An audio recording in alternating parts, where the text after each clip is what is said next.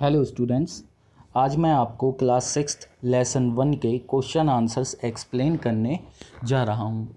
Lesson one का नाम है कासिम एंड अली। तो चलिए हम इन क्वेश्चन के आंसर्स को समझते हैं, क्योंकि आंसर्स जो हैं वह हमको बहुत ही ईज़िली याद हो जाते हैं जब हम उसका प्रॉपर एक्सप्लेनेशन हमको पता हो, हमको समझ में आए कि इस पर्टिकुलर क्वेश्चन में पूछा क्या गया है और हमें आंसर क्या करना है। ओके, तो चलिए हम स्टार्ट करते हैं। हमारा पहला क्वेश्चन है, why was Qasim eager to have a bat with Ali. Okay, तो यहाँ पर क्वेश्चन क्या पूछ रहा है बच्चों कि कासिम जो था वह इतना इच्छुक क्यों था अली से शर्त लगाने के लिए।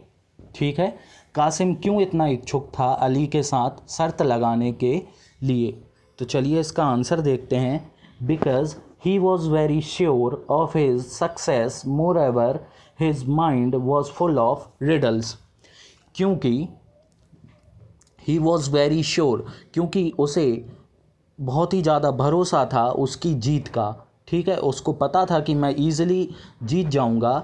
moreover, क्योंकि साथ ही साथ his mind was full of riddles, उसका जो दिमाग था वह बहुत ही अधिक पहेलियों से भरा पड़ा था।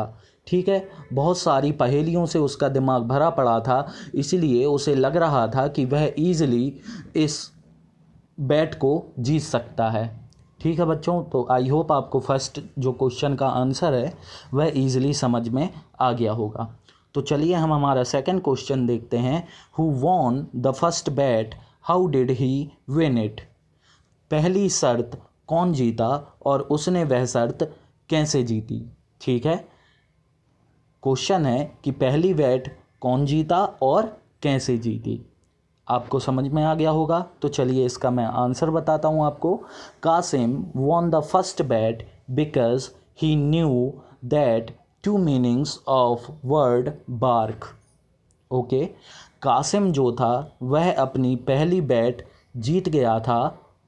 ठीक है, कासिम पहली बैट जीता था क्योंकि बिकॉज ही न्यू, क्योंकि उसे पता था द टू मीनिंग्स, दो मतलब किसके, बार्क के। उसको बार्क के दो मतलब पता थे। अब चूंकि बच्चों मैंने आपको जब चैप्टर एक्सप्लेन किया था तो मैंने बताया था बार्क के दो मीनिंग होते हैं। एक, पेड़ की छाल को हम बार्क कहते हैं। किसको बार्क कहते हैं? पेड़ की जो ऊपरी जो छाल जो रहती है उसको हम क्या कहते हैं, बार्क कहते हैं। और साथ ही साथ कुत्ते के भौंकने को हम क्या कहते हैं, बार्क। जब कुत्ता भौंकता है तो उस भौंकने को हम क्या कहते हैं, बार्क कहते हैं। आई होप आपको सेकंड आंसर भी समझ में आ गया होगा। तो चलिए हम कंटिन्यू करते हैं। थर्ड क्वेश्चन देखते हैं क्या पूछा गया है। थर्ड क्वेश्चन है, how is noise the correct answer to Qasim's second question. ठीक है, जो नॉइस है, कैसे नॉइस कासिम के दूसरे प्रश्न का उत्तर था। ठीक है, कासिम के दूसरे प्रश्न का उत्तर नॉइस कैसे हुआ। तो यह क्वेश्चन है, इसका आंसर हम देखते हैं। इसका आंसर है बच्चों, because on taking out its I from noise only nose is left. क्योंकि यदि हम नॉइस से आई को हटा दें तो नोज शेष बचता है। ठीक है बच्चों, नॉइस में से यदि हम आई अल्फ़ाबेट को अलग कर दें तो क्या बचेगा, नोज बचेगा। इसलिए वह उसका करेक्ट आंसर रहा। तो चलिए हम वापस से फोर्थ क्वेश्चन पर मूव करते हैं। क्या लिखा हुआ है, how is smiles the correct answer to Qasim's third question. Qasim के तीसरे प्रश्न का उत्तर स्माइल्स कैसे रहा। तो हमको एक्सप्लेन करना है कि कासिम के जो तीसरा प्रश्न था उसका आंसर स्माइल्स कैसे हुआ। तो देखते हैं answer. Because there is a mile between the first letter S and the last letter S of smiles. क्योंकि यदि हम स्माइल्स को देखें, स्माइल्स में जो फर्स्ट लेटर एस है और लास्ट लेटर एस है उसके बीच में क्या है, माइल है। इसलिए वह उसके प्रश्न का सही उत्तर रहा। आ गया बच्चों आपको समझ में। स्माइल्स में देखिए आप, फर्स्ट लेटर एस है और लास्ट लेटर एस है, यदि हम दोनों एस को यदि हटा दें तो बीच में क्या बच रहा है, माइल बच रहा है, इसलिए वह उसका सही आंसर रहा। रिडल का उसकी जो पहेली थी उसका सही आंसर स्माइल्स था। तो चलिए हम फिफ्थ क्वेश्चन पे मूव करते हैं। Why did Qasim think that Ali had cheated him. Qasim को ऐसा क्यों लगा कि अली ने उसको धोखा दिया है, चीट किया है। ठीक है, तो चलिए हम इसका आंसर देखते हैं। Because he himself did not know the answer to the question that he asked. क्योंकि उसे खुद उस प्रश्न का उत्तर नहीं पता था जो उसने पूछा था। किसने पूछा था बच्चों, अली ने। किससे पूछा था, कासिम से पूछा था एक प्रश्न जिसका कि उत्तर उससे खुद से नहीं बना था। जैसा कि मैंने आपको वीडियो में एक्सप्लेन किया था, यह क्या था, उसने क्वेश्चन पूछा था और उसका आंसर अली ने जो क्वेश्चन पूछा था उसका आंसर उससे स्वयं से नहीं बना था। इसीलिए क्या हो गया था, उसको यह महसूस हुआ था कासिम को कि इसने मेरे साथ क्या की है, चीटिंग की है। तो चलिए हम सिक्स्थ क्वेश्चन देखते हैं। सिक्स्थ क्वेश्चन में क्या लिखा है बच्चों, what kind of pencil did Qasim say he had. वह किस प्रकार की पेंसिल थी जो कि कासिम ने बोला था मेरे पास है। ठीक है, तो कासिम के पास जो पेंसिल थी वह किस प्रकार की थी, यह एक क्वेश्चन है जिसका कि हम आंसर देखते हैं। A pencil which could write any colour that he liked is that red, yellow, blue etcetera.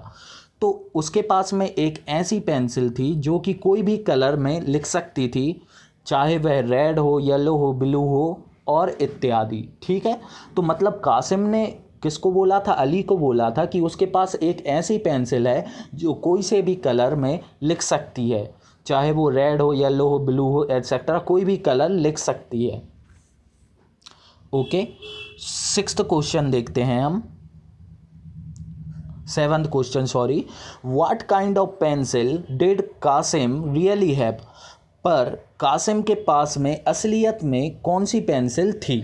ठीक है, उसने बोला तो था कि मेरे पास ऐसी पेंसिल है जो हर कलर लिख सकती है, मतलब अली को ऐसा लगा होगा कि इसके पास शायद ऐसी पेंसिल है जो हर कलर में लिख सकती है, बल्कि उसने कलर्स के नाम लिखे थे। ठीक है, तो चलिए हम देखते हैं इसका आंसर क्या है। Qasim in reality had an ordinary pencil.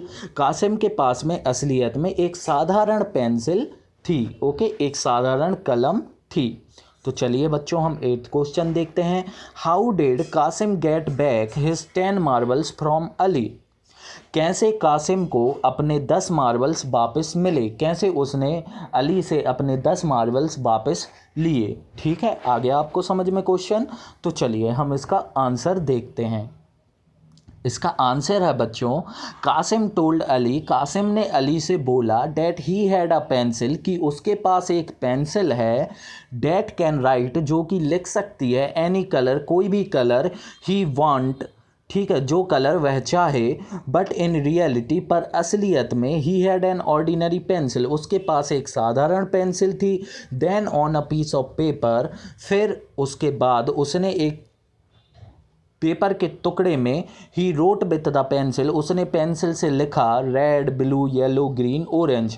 उसने क्या किया, कलर्स के नाम लिख दिए। तो बच्चों क्या था इसमें कि कासिम ने अली से बोला कि उसके पास में एक ऐसी पेंसिल है जो कोई भी कलर लिख सकती है, लेकिन रियलिटी में उसने क्या किया, पेपर पे क्या लिख दिए, कलर्स के नाम लिख दिए, और इस प्रकार कासिम को अपने मार्बल्स वापस मिल गए। ओके, तो बच्चों यह थे इस पर्टिकुलर चैप्टर के क्वेश्चंस के आंसर्स जो कि मैंने आपको एक्सप्लेन किए हैं। आई होप आपको यह क्वेश्चन के आंसर्स बहुत ही अच्छे से समझ में आ गए होंगे और अब आप इनको ईजिली लर्न भी कर सकते हैं। ओके बच्चों, thank you for watching this video.